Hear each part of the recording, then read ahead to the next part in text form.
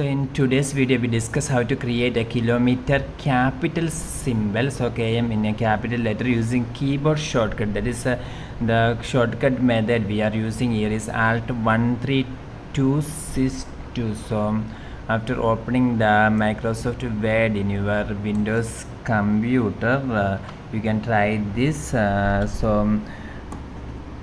You must turn on the number lock. If the number lock is off, you must turn on the number lock, and you can see an alt key on the left side of the space bar. You must press and hold this alt key, and at the same time you must type here 13262.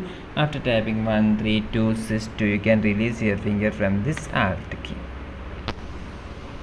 and you can see that this is the symbol, kilometer symbol in capital letter. You can see that the kilometer in capital letter, the symbol have been created using this keyboard shortcut. So if you want to add some kilometer, you must type here before that's the 10 kilometer like that.